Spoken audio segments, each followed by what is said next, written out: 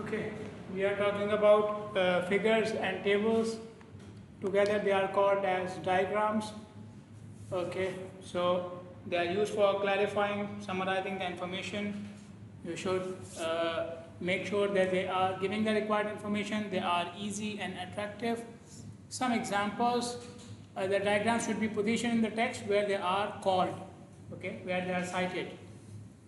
So user doesn't have to go here and there to see it. Okay, tables are used for quantitative comparison in terms of numbers. Okay, and figures are used to show the trends. Okay, which one is higher, which one is lower. The numbers are not the main focus here. Okay, all tables and figures should have captions and numbers. Okay, and they go separately. Okay, so the first table is table number 1. The next one is the figure, that should be figure number 1. Okay, and in some cases you can, what is this 2.1? 2.1 means what?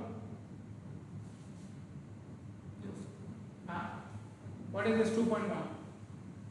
Table 2 is table number 2, right? What is table 2.1?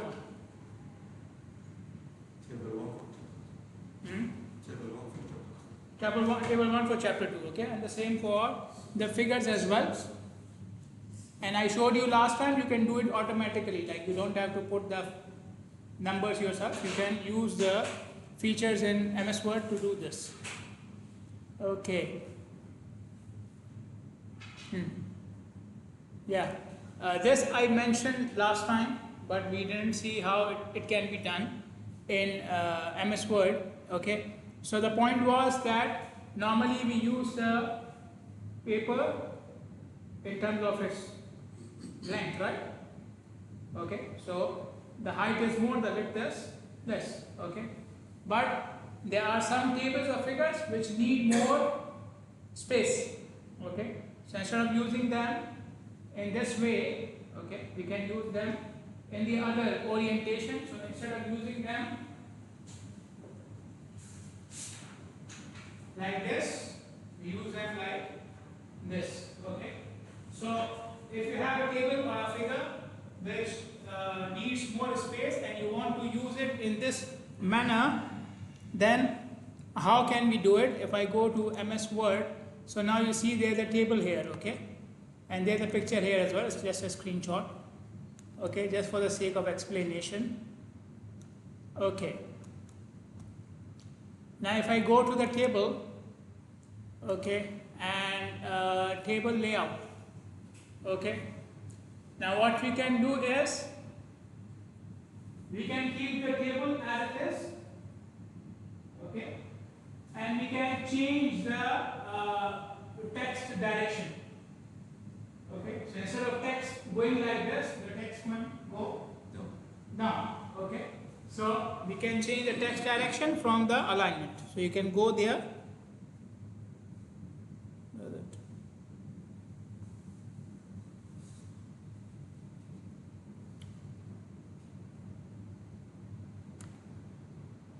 Okay, so you are writing, obviously you did not do anything with the page, but the way you are writing, the table is, it will seem to the reader that the table is in this way. Okay, this is one way of doing it. Okay, another way which we normally use, okay, is you change the layout of the page. Okay, so I go to layout. Okay, and then you see the orientation. Okay, the normal one is called portrait. Okay, and the one which is across the width is called as landscape. Okay, so if I go for landscape, then now you have, obviously you cannot see it. Okay, so it's bigger now, you have more space here. Okay, so this is something you can do. But now the problem is, do I want to do this on this page or the entire document? Do I want the entire document to be like this? No, right? Okay. So what do we do? Okay, so I go for the normal orientation.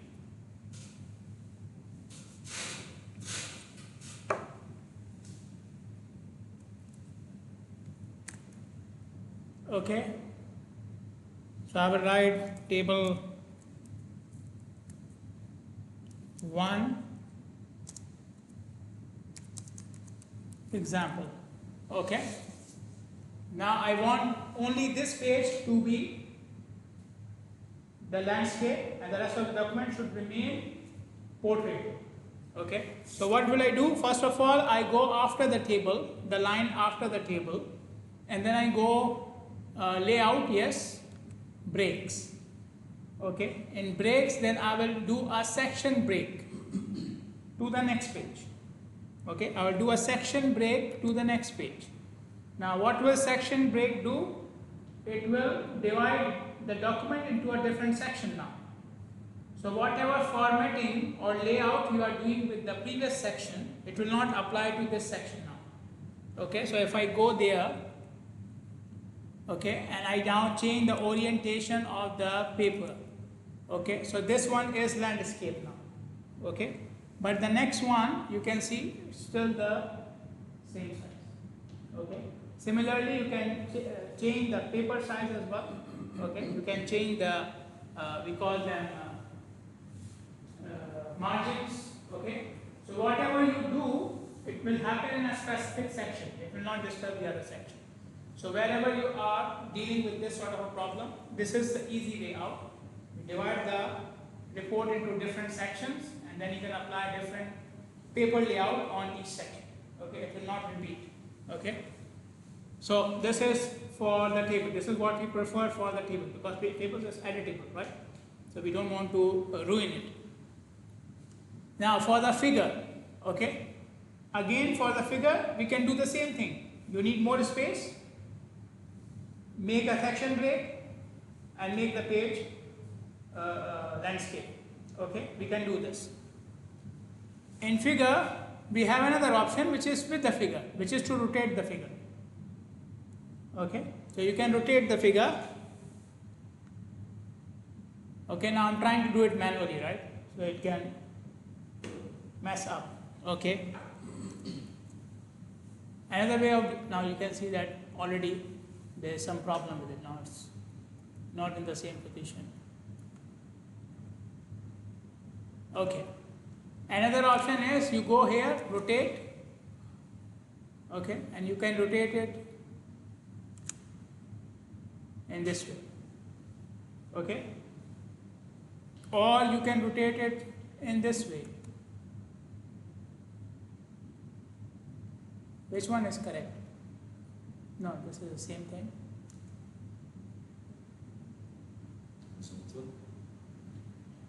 Give me 1 second. Yeah. Is this the correct alignment? Or this one? This one. Why this one? Why not the other one?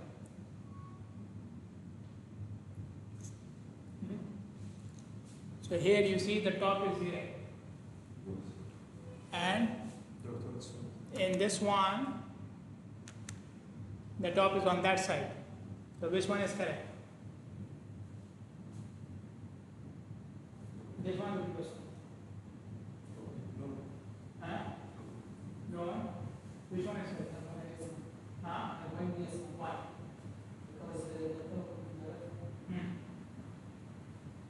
Well, writing in English, right? The top should be on the left hand side.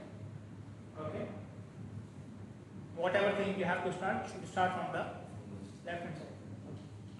You may be writing some other course on the right hand side. No problem. Okay, but then don't bring it to me.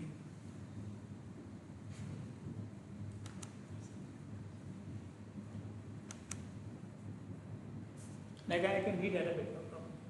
But I cannot tell you what to do. Okay. This is what I explained, that sometimes you give different titles or captions to each row and column, so the table can itself become a 3D figure. Okay. Figures usually cover half a page or an entire page. This is for the purpose of clarity. Okay, if you give a small figure, yeah, like 2-3 line figures, then the clarity will be less, okay, and the page will look disorganized. When you give half a page or the full page, the figure is fitted on the page. Okay, half a page meaning that it will be either the top or the bottom. Okay, so you will have more clarity and the page will look organized. Okay, so it depends upon the size. We should prefer graphs where we want to show the trends. I mentioned it earlier as well. Okay, so we want to see if it is going up or down, or it is linear, non-linear. Now you see here, linear, non-linear. Okay, so the graph is very easy, straightforward to understand this. If I plot x and y, or if I put x and y in a table, you would not know whether the relationship is linear or non-linear. Okay, especially in this case, you see it goes up and down. Okay, looking at the table, it may not be so clear. Okay, these things are more clear when you are showing it in the form of graphs. Yeah. Yes. Comparison is better to be done in the form of graphs. Okay, like what you see here in these two graphs. You see different lines, right? Okay, so you can compare between the two lines. Okay, so you can compare between this one and this one. You can see a different trend, right? And then you can see this one. So the other two lines are broken. This one is continuous, goes to the axis. Okay. You look at the solid line is more straight than the other two lines, right? Okay, so I can compare between the two lines, okay? And I can even find out which one will give me a higher value at a particular point. For example, if I am looking at density of 60, then I can easily find out which line will give me the highest value, which curve has the highest value. Okay, doing this in the form of a table will be much more complicated. Okay, you have to manually compare all the numbers and so on. Okay, so comparison is easier in the form of graphs. Okay, if you are doing the comparison between different graphs, so you have plotted two different graphs. Okay, now you are comparing between them. It can happen, right? Then try to use same information for both graphs. Okay, let me show you an example. It's not here. I have it somewhere else. I don't have it for this thing, but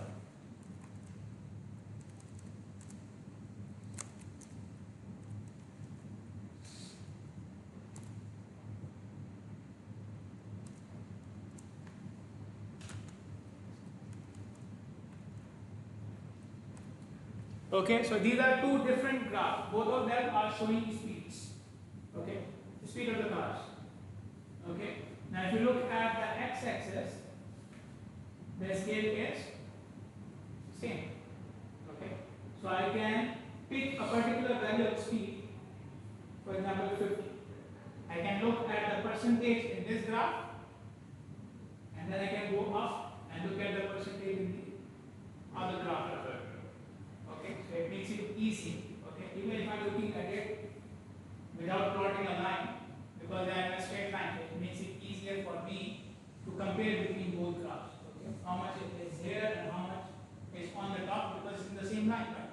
You can do the same thing side by side as well. Okay, so whenever you are plotting two different graphs and then you will do some comparison between them, keep the scale same. Okay. We have used MATLAB. We use MATLAB, right? Okay, so in MATLAB you can do this. You can plot graphs side by side, or 2, 3, 4 graphs in the same window and so on and so forth. So we should take care of these things while we are plotting the graphs. Okay. Okay, so again some examples of comparisons. So this is comparison in the form of bars, and this one is comparison in form of trends. Okay, so this one you can just compare the numbers. Okay, I can compare between different numbers. Okay, each one has a number. Here I can compare between trends. Okay, the curve shows the entire trend. Okay, so if you are comparing between numbers, values, then bar diagram, pie charts, they are more useful, easier to understand. If you want to show the entire trend, then we use lines or curves. Okay.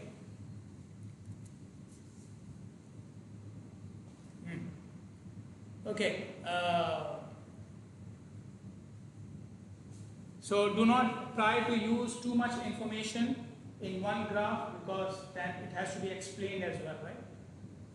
It has to be easier for the reader to understand what you are plotting. If you put too many things in one graph, then it will mess up and the user will get confused. Okay, so now you can see here how many curves they have. 1, 2, 3, 4, 5, 6, 7. Okay, 7. Okay. Because all of them are same, there is no problem. All of them are following the same trend, no problem. I can easily see which one is higher, which one is lower, because they are following the same trend. But if it was something like this, can I make 7 lines here which are crossing each other? Okay, you will get lost somewhere in the middle, right? Which one is going up and which one is going down? Okay, and then you plot them. When you plot these lines together, now you can see here, I have 3 lines here, right? 3 lines. Okay, they are different from each other. How? You can't tell which is which. Huh? You can't tell which is which. No, but like in terms of plot, they are different from each other. How? Line format, right? So one is solid, the other one is dashed, and the third one is dashed than the other one, right? Okay, same thing in the top one. Okay, so if I put more lines, then I have to come up with more symbols, legends. Okay, so differentiate between them. The same thing which they have done here. Okay, so you can see 7 colors. The rainbow has how many colors?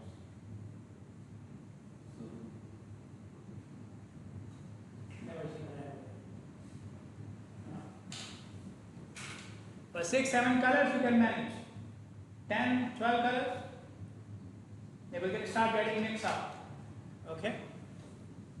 And something which happens to me at home. I have 2 girls and then my wife. Okay? So they can tell which color is which. Okay? Like they can say this, which one is pink and which one is light pink. For me, it's pink. And then blue. And then red, white, black. That's it. Please stop. See? They will tell me that this is some other color. For me, it is white. Okay? If you don't watch it. Okay? But there is a name for this color. Okay? But the point was, putting too much information in the graph will be confusing for the reader, and then you have to make sure that you are differentiating between the legends and the things as well. Okay. Okay. Now there's one thing maybe you already know, that where do we plot these graphs if you want to use them in the report? Where do we plot them? You will write your report in which program, which software?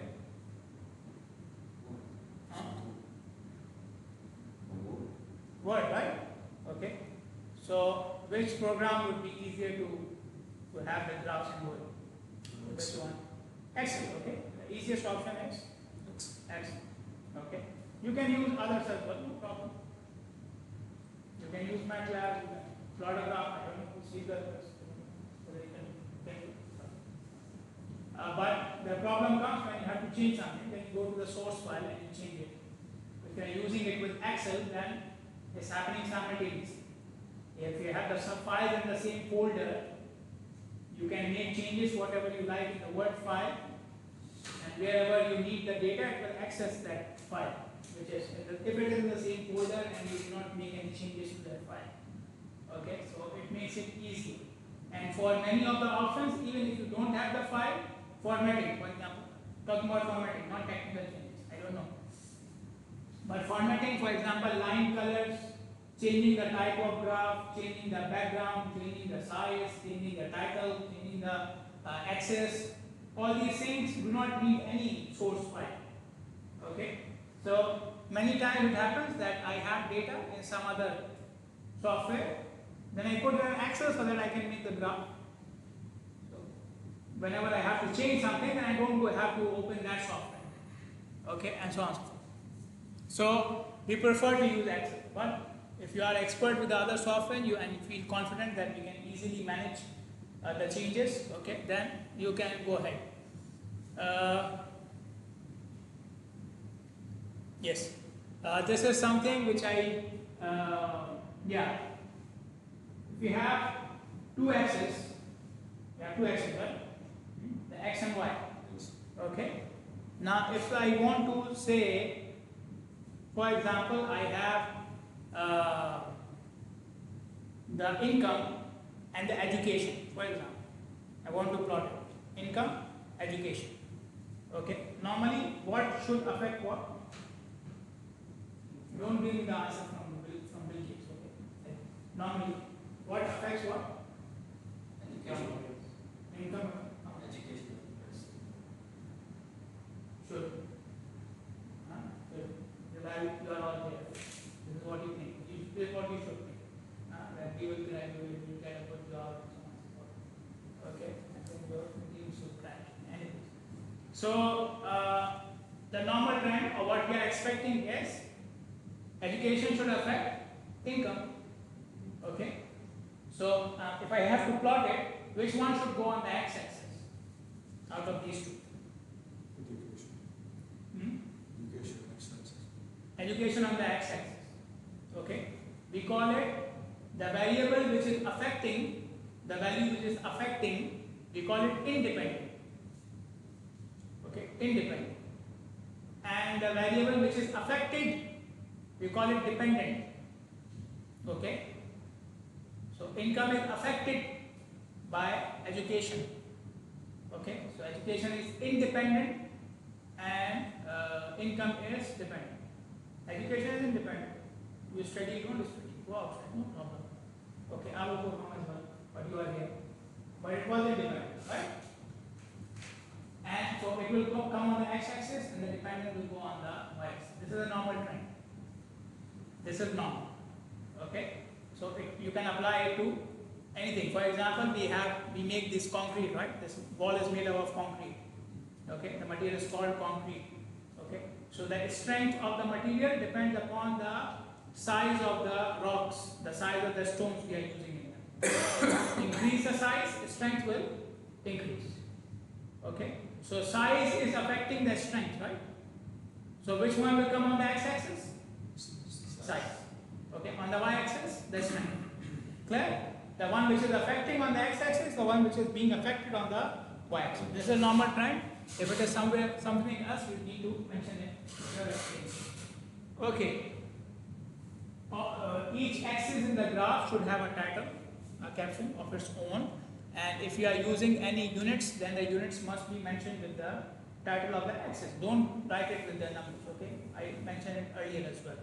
Try to compress these things. Okay, I showed you a graph, I believe, earlier. So you can see the units here. This is the unit. Okay. This is the unit. Okay. And I showed you one more graph earlier, very early, which was showing the So see, it's billions. Billions meaning 10 to the power what? 6. Okay. Only one rich guy here. 10 to the power 6. So it goes to the top. Same thing in the figures as well. If we have significant figures, you can reduce them. Even if it 10 to the power 6, 10 to the power minus 6, millions, billions. Okay. It will go with the units. Okay. Try to save your space and take out the things which are common. Okay, yeah. In many cases, we are trying to arrange the words on the page, like you may have done for your series, right? You did for your CV. Some of you were using some text on the side and so on and so forth. Okay. So many of you were already doing this, right? Some text was on the side, and then there was some other text which was on the center of the page. Okay.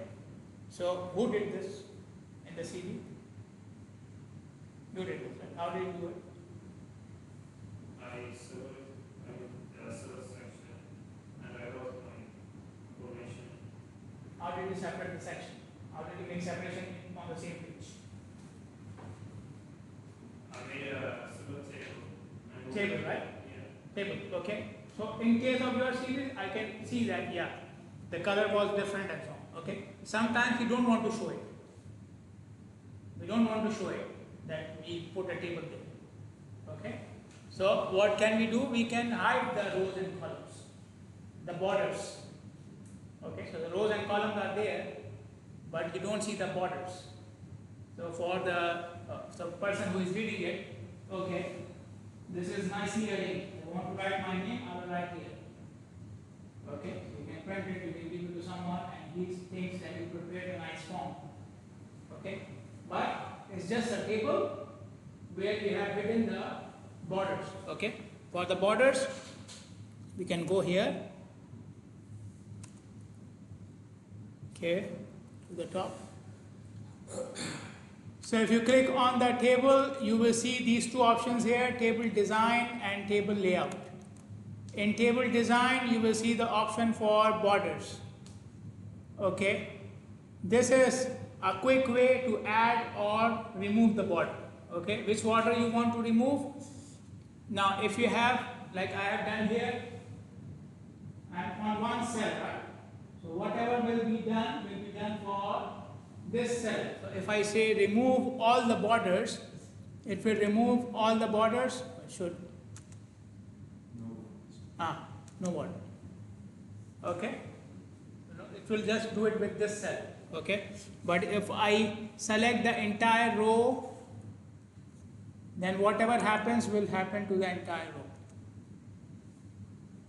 row. Okay, if you want to do it for the entire table, you can do it. Okay, in some cases we want to make the border ourselves. Okay, it's not easy. Okay, but you have the option of border painter here. So you can select this one.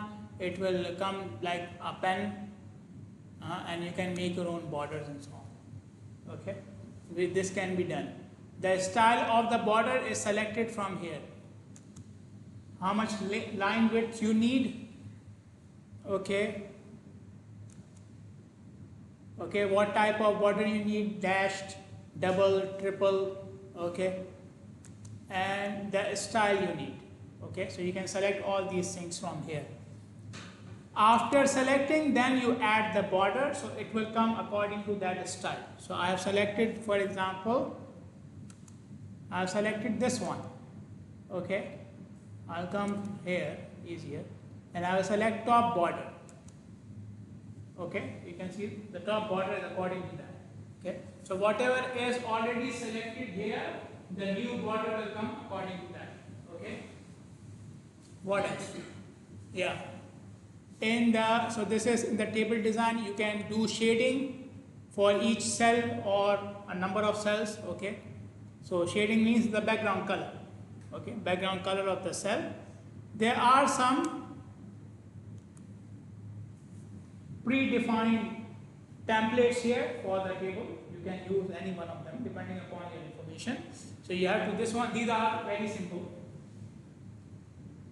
Okay, very simple. All rows and columns are similar, and this is different.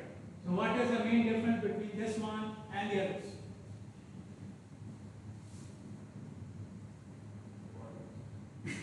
Yes, the borders. But I'm talking about the arrangement. If you see this table or this table, what does it tell you? What is the first thing which will catch your eye?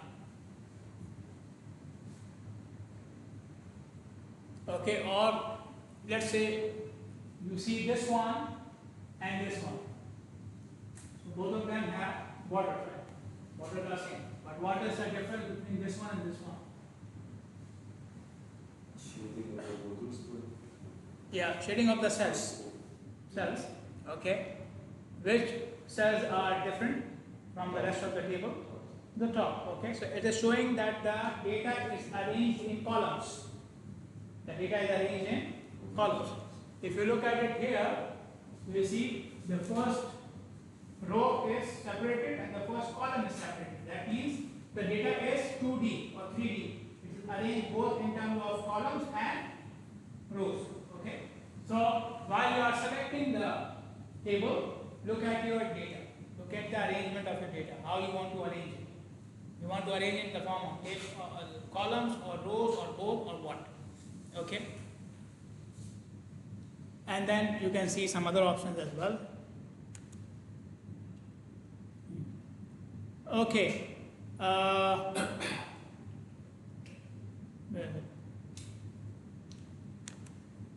So first of all, if you want to insert a table, you will go to the insert tab. Okay, you will select how many rows and columns you want. You can draw a table. So again, a pen will appear and you can draw the table. Okay, I don't do this. Okay, if you go to insert, okay, then it will ask you how many rows and columns. Okay, and it will also ask you, do you want the column width to be fixed? Okay, so fixed means any number. Okay, any width. Whether it fits in the page or not doesn't matter. You can auto fit to content. Auto fit to content means if I have a long line in one column, that column will have more width. If I have a small number in another column, that column will be smaller. Got it? Or you can auto fit to window. Auto fit to window means the whole table is divided equally across the width of the page. Okay, so the page is, for example, how much is this? 4 inches, let's say. Okay, so this 4 inches space is divided equally into the number of columns you have. So right now I have, for example, 5 columns. So this 4 inches will be divided equally into 5 columns. Okay, and you can say that, okay, remember this for me for the next time as well. So this is for inserting the table. Okay, once you have the table, so I was showing you layout. So you just selected how many rows? 5, 6 rows, but I want to add more rows or more columns. You can do it from here. Okay, insert above, below, right, left, whatever you want to do. Okay, you can go to table properties. Okay, you can set the alignment of the table. This is not the alignment of the text. I showed you the alignment of the text, right? It was there on the top. This is alignment of the text inside the table. Okay, this is alignment of the table itself. Where on the page the table should be placed. Okay, so you can mention in terms of width, how far should it be, or you can write, okay, it should be aligned to the left, aligned to the center, aligned to the right, and so on and so forth. Text wrapping, very important. It usually creates a lot of problems. Okay, like I cannot even check a report in which this is not taken care of. Now I can just by mistake press and enter and the table goes from one page to the third page. It can happen. Okay, so you can see text wrapping, none. Okay, so text wrapping means what? Can I have the table and the text in the same line or not? Okay, so none means if the table goes up and down, the text will be on the next line always. If you do around, then some of the text will be with the table. Okay, and this is what normally creates a problem because table it can go anywhere. Okay, if you do this, it will be always after the paragraph. Okay, so that makes it easy. Okay, and yeah.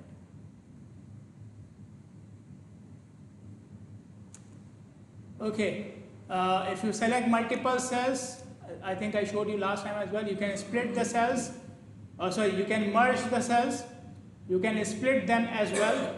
Okay, so I have one cell here I want to make it into two cells. So it will ask me two columns, one row. Okay, fine. Okay, so now you see two cells here. They are divided. Okay. If I want to do it for each cell, I can go to each cell and do the same thing. Or I can do what? I want to make each one of them as two cells. So two here, two here, two here. I can do the same thing, but it will take like 7 times. What else can I do? Select the whole thing. If you select the entire row, it will not go first straight. Or the entire column doesn't go first straight. What else can I do? Tell me. It's here, in front of you. I don't have to go into any option. It's written there. Where? Tell me. Drawing? You can do this. Drawing. We can do this. Yes. Yes. This is one of the options. Yes. Okay. But normally what we do is we insert a column, a new column. Okay. Insert the column. That's it. You wanted an extra column, right? So instead of going into each cell and splitting it, just add a column. Okay. So this is what we normally do. Okay.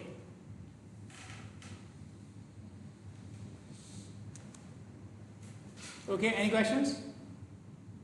I asked you to bring the laptops. Where are the laptops? This guy has it. Okay. Forgot it. Okay. You have it? No, I didn't. Okay.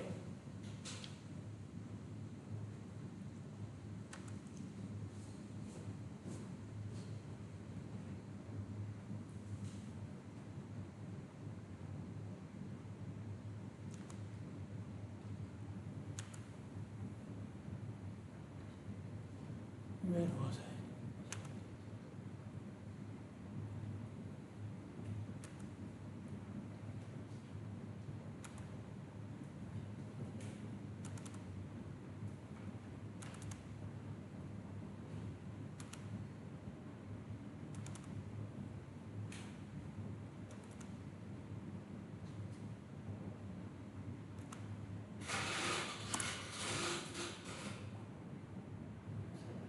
Okay. The next thing is, or the most important thing, the thing in which students have most of the problems are the references. Okay. So, references in the technical report are very important. They indicate the origin of the statements which are not general nouns. Okay. So you say sun rises from the east. Okay, fine. It does. Everybody knows. Okay. But if you say at this time the angle of the sun from the equator is this much, I don't know. So you have to give me a reference. Okay. And reference from the original source. And from where you got it. Okay. Not okay. You can tell okay we studied and I did the whole engineering and they told me in this class. Okay, fine. They told you, now you know. But from where did you know? Okay, so the source. Another purpose of reference is to acknowledge the work of others. You did not measure anything, the angle of the sun. Somebody else did. Okay, so they should get the credit, right? Okay, so we give them the due credit. To provide additional information for readers who may be interested in obtaining further information. Okay, so you use an equation in your report, but you do not write the equation yourself. Somebody else did. Okay. You don't have to do the whole thing again, do the whole derivation again, because somebody else already did. But now I am interested in seeing how they come up with this equation. Okay. So you are not doing it, but you will provide me a reference. So if I am interested, I can go to the source and see how they did it. Okay. Avoid plagiarism. What is plagiarism? Copying someone else's work. Copying someone else's work. Okay. That's it. You always do that.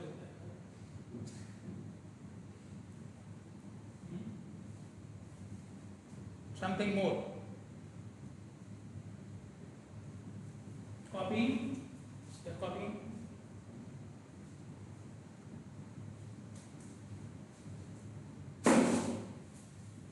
We'll come to it, okay? Yeah, copying is a part of plagiarism, but there's something more.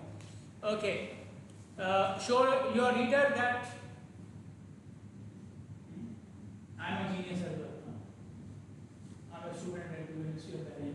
We read a lot, right? We finish like 10 books in one day. We have one exam, we will study for it day and night, 24/7, right? Something like this. This is what you guys say, right? You have an exam, going to study. When will you study? 12 midnight. Where will you start? At 9 a.m. you are dead. Okay? Then you come to the exam date. Okay? And you already postponed 4 other exams for that. Okay. So, to show your knowledge, to show your level of knowledge that whatever you have done, you are aware of the things, you are aware of the things in this field. Okay, show that your research is up to date, to show that what you have done has not been done by others. Okay, whatever was done by others, I already showed it. Now I am doing something new. Okay, so show the novelty of your work. Accurate references improve the credibility of your document and makes your report more convincing. Okay, this guy is giving the references from the standards of Ministry of Works of Bahrain. Okay, and this guy is giving the standards from American organizations and so on. Okay, so whatever he has done is according to international and local standards. Okay, so how do I know that? Because you gave me some accurate and good references. Okay, if your report is showing me references from Instagram blogs and Wikipedia and these sort of things, that means here I don't know what is your level. Okay, and so it shows me that you were just some guy on the internet who found something from here, and that also shows that you may not know what you are doing. Okay, like anybody can post here at these places, right? Instagram, Wikipedia, and blogs, anybody can do that. Most of you are doing this already. Send me the links, I will see. Okay, so it gives more credibility to your work. Make a note of reference as you go along. Yes. Do not wait for completion of the report to put the references. Okay. While you are writing something which you have taken from somewhere, make a note that from where did you take it. Okay. A lot of times they just put everything in the report. Now they are looking for the references. Okay, and it becomes more difficult. So you already have the information in front of you. You can just check, or you can just write it down that I took it from this link. Just put the link somewhere in your record, not in the report, in your record somewhere. But later on, you will not waste your time. Okay, so we will continue more with the same topic. Okay, bring your laptops. Okay, are you guys using any software for referencing already? Anybody? Huh? No, for referencing. To put the reference in there, are you guys using any software? Okay, so there is a software, the name is mentioned in the course syllabus. Okay, download it, install it. Okay, so we can use it next time. Okay, clear?